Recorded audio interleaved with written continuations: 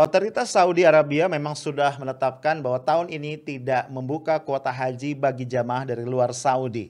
Namun demikian, polemik atau pertanyaan mengenai amankah dana haji masih terus menggantung di tengah-tengah publik kita.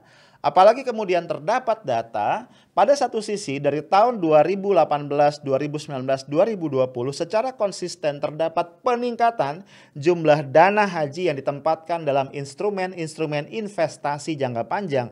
Tapi pada sisi yang lain, return, imbal hasil atau istilah lainnya adalah nilai manfaat yang diterima dari tahun 2019 ke tahun 2020 justru mengalami penurunan. Kembali pertanyaannya, betulkah dana haji kita aman?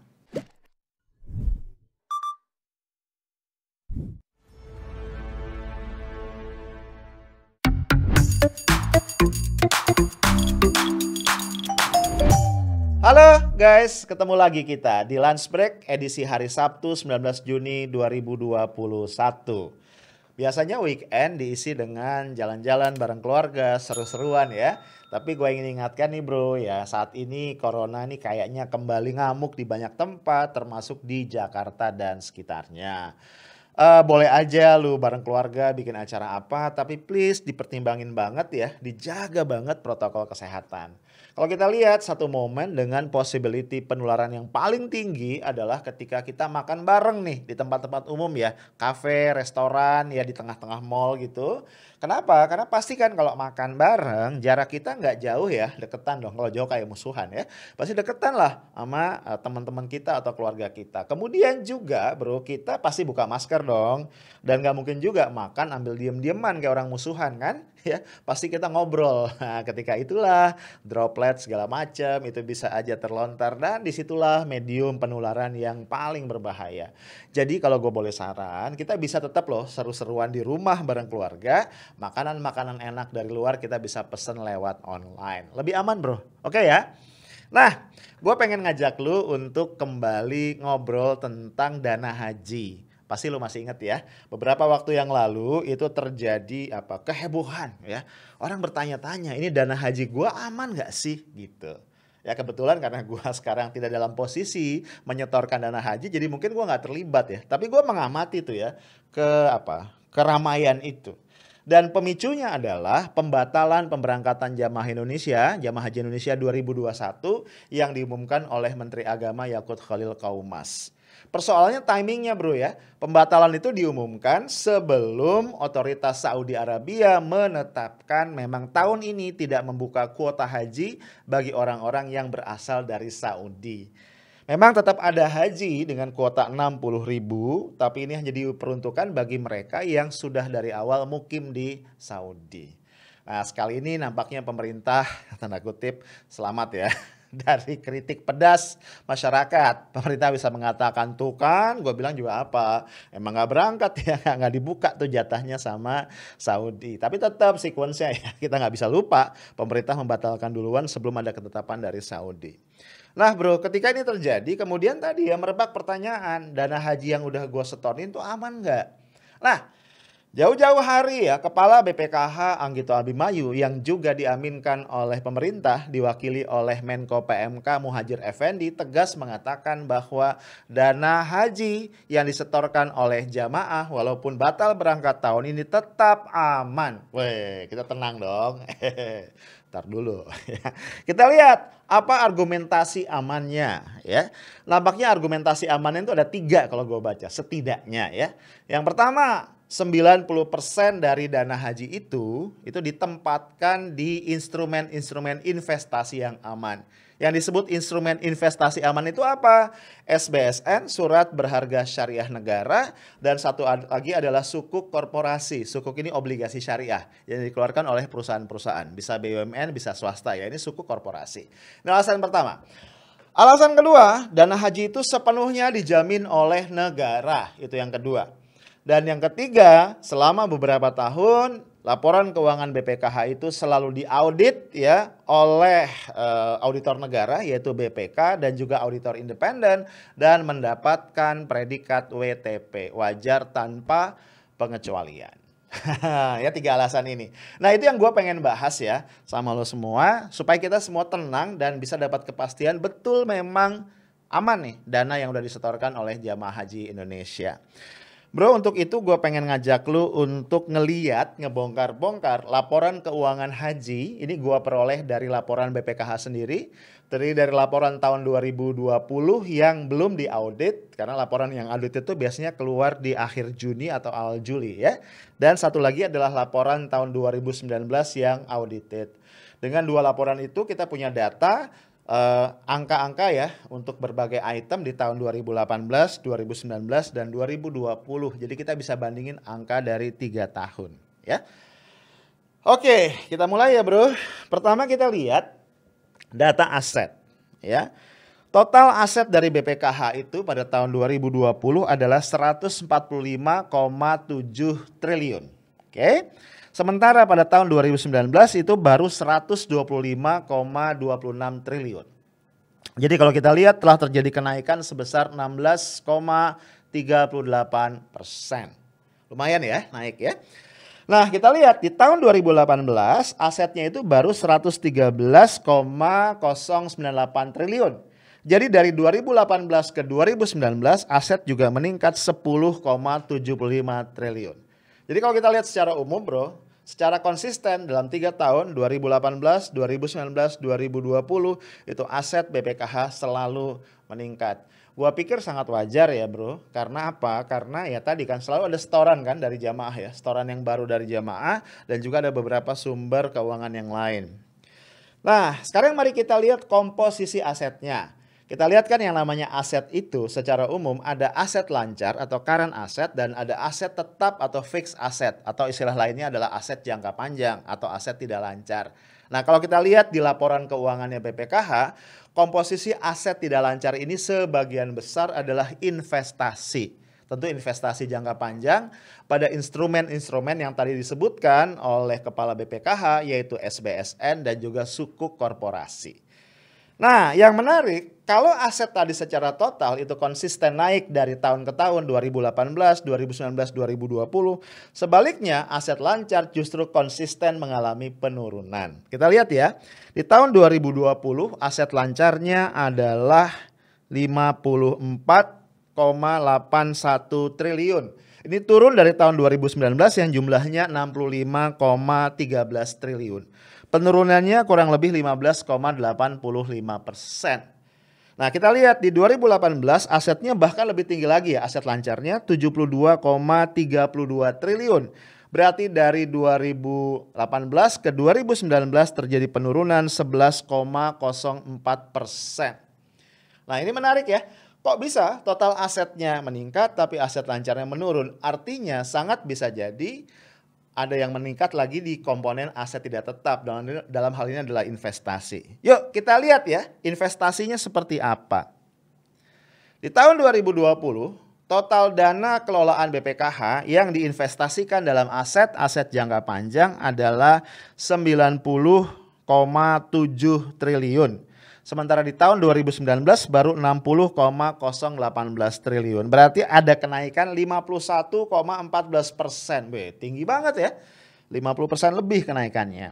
Sementara kalau kita bandingkan di tahun 2018 ya, itu investasinya baru 40,72 triliun. Berarti ada peningkatan 47,39%. Ya, jadi klop ya bro. Kalau kita lihat tadi asetnya terus meningkat, aset lancarnya konsisten menurun. Ternyata memang ini karena dialihkan menjadi investasi yang dari tahun ke tahun sejak 2018 sampai 2020 secara konsisten meningkat cukup tinggi.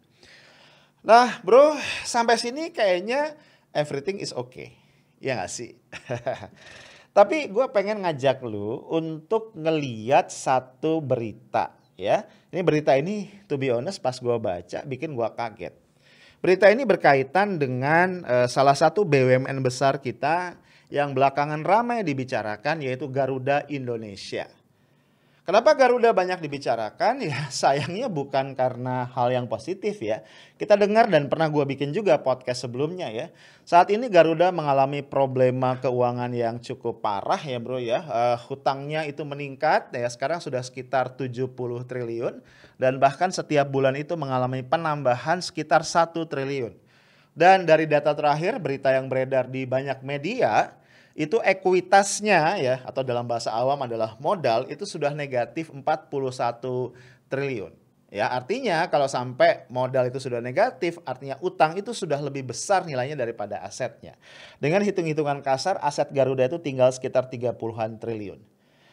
Nah, bro, berita yang bikin gua kaget ini adalah ternyata beberapa waktu yang lalu Otoritas Bursa Efek Indonesia mengeluarkan pengumuman suspension atau penghentian sementara perdagangan saham dari Garuda Indonesia di seluruh pasar.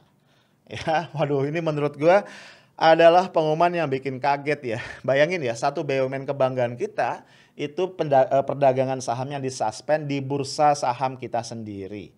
Nah, pertanyaannya, apa yang menyebabkan otoritas bursa kita mensuspend perdagangan sahamnya Garuda? Ini yang menarik ya. Gue bacain ya dari suratnya. Jadi dasarnya apa? Dasarnya adalah surat PT Garuda Indonesia Persero Tbk nomor sekian tanggal 17 Juni perihal laporan informasi atau fakta material penundaan pembayaran jumlah pembagian berkala kupon sukuk atas 500 juta US dollar Trust Certificate Garuda Indonesia Global Sukuk Limited. Ya, dan surat perseroan nomor sekian tanggal 3 Juni 2021 perihal laporan informasi atau fakta material pengumuman penundaan pembayaran Garuda Indonesia Global Sukuk Limited Trust Certificate. Jadi intinya gini bro ya, kalau kita satu perusahaan ya, namanya Garuda, ngeluarin obligasi, namanya obligasi syariah ya sukuk, maka ada kewajiban untuk membayar kupon. Kupon ini pembayaran return secara rutin ya, pembayaran pembayaran berkala kepada siapa? Tentu kepada pemegang obligasinya. Kita nih kalau beli sukuk kita akan dapat pembayaran kupon. Nah, rupanya pembayaran kupon itu sebenarnya jatuh tempo pada tanggal 3 Juni 2021. Kemudian Garuda tidak bisa membayar dan menggunakan satu hak yang disebut sebagai hak grace period selama 14 hari. Sehingga jatuh temponya adalah pada tanggal 17 Juni namun kembali tidak dilakukan pembayaran. Nah, ini yang menjadi trigger, menjadi picu bagi otoritas bursa untuk tidak mengizinkan perdagangan saham Garuda untuk sementara waktu atau temporary suspension. Nah, yang menarik adalah secara clear ya, otoritas bursa mengatakan bahwa hal ini menunjukkan adanya atau mengindikasikan adanya permasalahan pada kelangsungan usaha perseroan. Itu stated ya di surat yang dikeluarkan oleh otoritas bursa.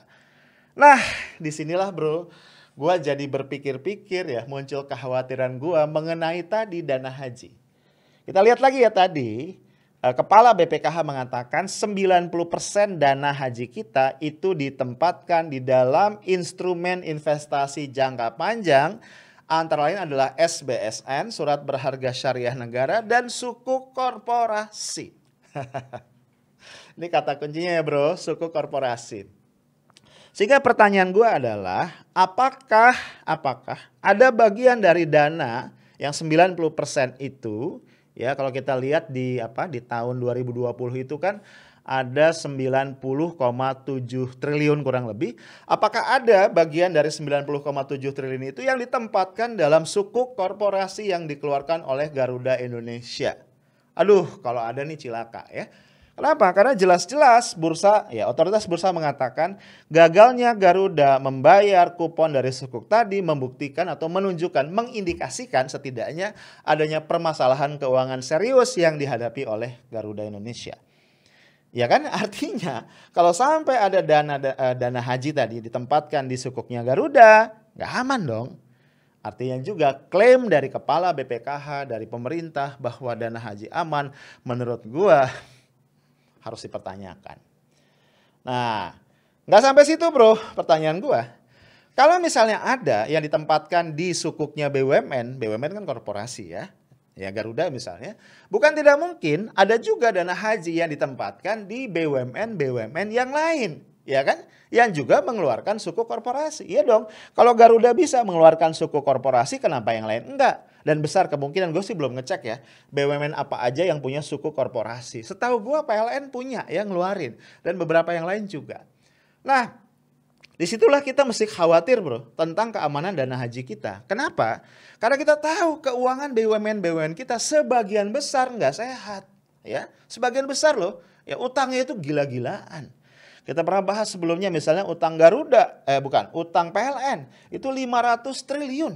Ya, kita nggak tahu tuh ya, apakah misalnya kalau mereka mengeluarkan juga suku korporasi masih ada kemampuan membayar tadi kupon tepat pada waktunya. Yang lebih basic lagi adalah apakah fundamental dari korporasinya masih baik. Nah ini yang gua sayangkan tidak pernah disentuh dalam statement dari kepala BPKH. Hanya dikatakan aman karena diletakkan tadi di SBSN dan juga suku korporasi. Ya, pertanyaannya gua lanjutin ya. Ini tadi suku korporasi ya. Kita akhirnya cuma bisa berdoa nih ya. Semoga tadi tidak ada dana haji yang ditempatkan di suku korporasi yang kondisi fundamentalnya buruk. Ya misalnya kalau perusahaannya kemudian bankrupt, dia nggak bisa bayar, siapa yang mau bayar kan? Gitu. Artinya dana haji bisa menguap. Nah kemudian tadi kalau kembali ke penjelasan gua di awal, itu kan salah satu argumentasi Anggito Abimanyu mengatakan suku korporasi aman, argumentasi pemerintah adalah apa? Bahwa dia dijamin sepenuhnya oleh pemerintah. Ini juga menurut gua sebagai catatan ya. Pemerintah kita bagaimanapun sebuah institusi dan aman tidaknya ya jaminan itu kita lihat juga dari sejauh mana institusi tadi mampu mengelola keuangannya. Nah kita tahu saat ini pemerintah kita keuangannya tidak baik-baik saja. Iya kan? APBN kita defisitnya sangat-sangat tinggi, utang luar negeri kita terus bertambah. Bahkan terakhir ini ya Menteri Sri Mulyani nampaknya itu begging ya. Begging itu apa ya, tanda kutip lah, mengemis lah kepada World Bank, kepada lembaga-lembaga internasional untuk mendapatkan utang yang kalau kita compare dengan defisit anggaran kita hitungannya recehan ya. Tapi ya karena butuh ya diambil juga ya, terakhir dari World Bank kalau gua nggak salah. Nah bro, dengan kondisi kayak gini wajar dong kalau kita juga bertanya-tanya, benar nggak sih dana haji itu aman? Ya, nah gue ingin lanjutin sedikit nih ya, satu lagi. Salah satu argumentasi lagi yang juga disampaikan oleh Anggito Abimanyu, ya, kenapa dana haji aman? Karena selama ini, ya, laporan keuangan BPKH itu diaudit oleh lembaga auditor negara yaitu BPK dan juga diaudit oleh lembaga-lembaga independen, auditor independen dan mendapat predikat wajar tanpa pengecualian. Bro, gue pengen bahas ya dengan lu ya, mungkin beberapa di antara lu tuh cukup awam. Apa sih artinya opini wajar tanpa pengecualian? Jadi secara umum bro, kalau auditor nih mengaudit laporan keuangan itu setidaknya ada 4 kemungkinan opini yang diberikan. Yang paling bagus, yang paling tinggi ini adalah wajar tanpa pengecualian. Ya, istilah dalam bahasa asingnya adalah unqualified opinion. Kemudian level kedua adalah wajar dengan pengecualian, qualified opinion. Di level ketiga adalah tidak wajar ya. Ini gue lupa nih istilah Inggrisnya ya. Dan yang keempat adalah menolak untuk memberikan opini atau disclaimer. Ya. Nah biasanya yang keempat ini terjadi kalau auditor tidak mendapatkan akses terhadap data yang dibutuhkan untuk melakukan audit yang semestinya.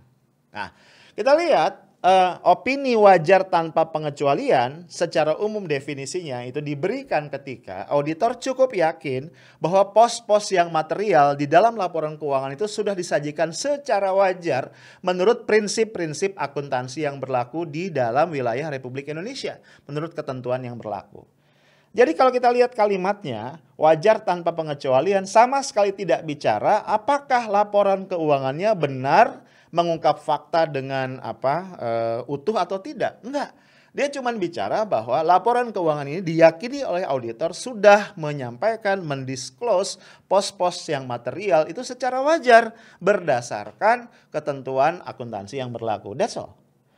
So, gue pengen bilang bahwa ketika sebuah laporan keuangan itu WTP wajar tanpa pengecualian tidak menutup kemungkinan bahwa terjadi hal-hal yang berupa penyimpangan.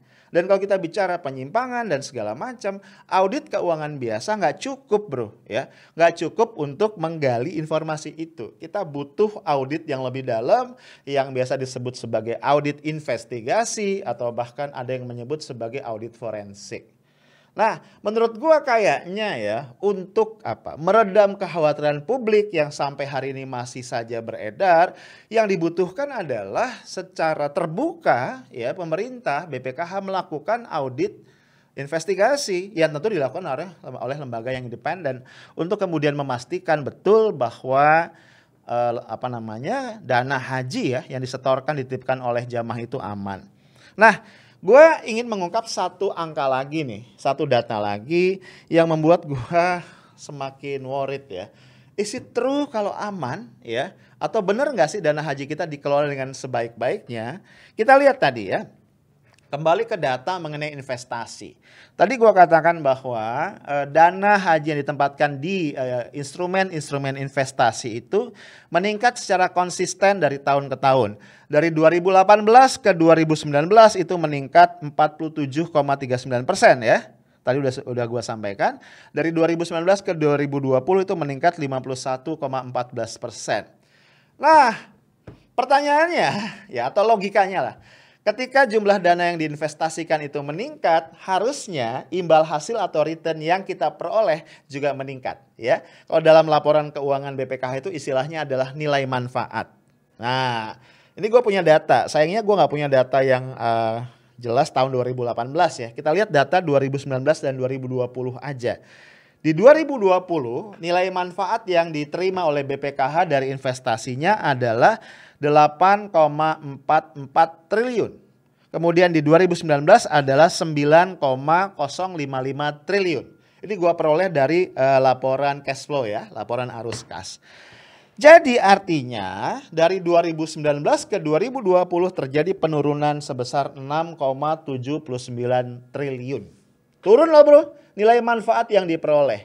Sementara tadi kita lihat jumlah dana yang diinvestasikan meningkat 51,14 triliun. Sorry, gue punya a very big question mark.